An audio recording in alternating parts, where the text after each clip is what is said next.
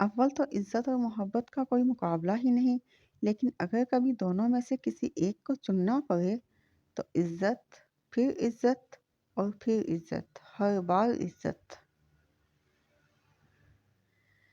अल्लाह की जन्नत चाहते हो, तो उसके बंदों की ज़िंदगी को जहन्नुम बनाना छोड़ दो।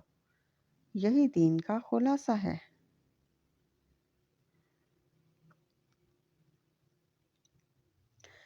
मेरी माँ अक्सर कहा करती थी कि बेटा दुआ करना शौहर आंखों वाला हो, जो देख सके तुम्हारे दुख, तुम्हारी खुशी, तुम्हारा हंसना और रोना।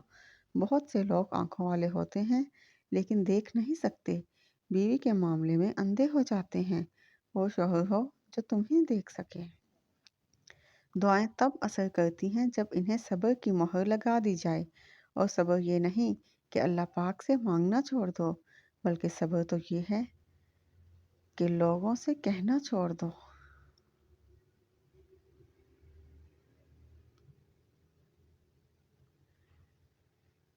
ऐसा ईमान के रास्ता भी नजर न आए, मछली के पेट की मानित अंधेरा हो, आग हो, हर सू दुश्मन भी मौजूद हों, लेकिन तुम्हें यकीन हो कि मेरा हामी और नासिर सिर्फ अल्लाह है। औरत की इससे ज़्यादा इज्जत क्या हो सकती है कि कुदरत ने उसकी इज्जत की हिफाजत के लिए 4 सिक्योरिटी गार्ड रखे हैं: बाप, भाई, खामंद और बेटा।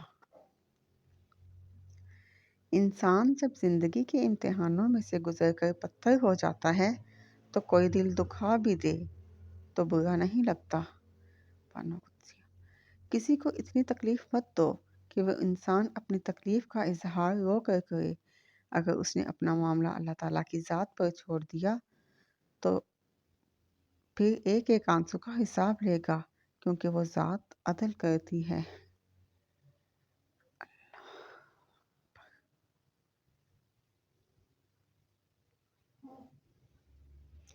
इखलाक भी रिस्क की तरह है। इसमें भी कुछ लोग अमीर, कुछ गरीब और कुछ इंतहा के मुफलिस होते हैं। वहाँ बैठकर रोना दिल को बहुत सुकून देता है, जहाँ अल्लाह पाक के सिवा आंसुओं को देखने वाला कोई ना हो।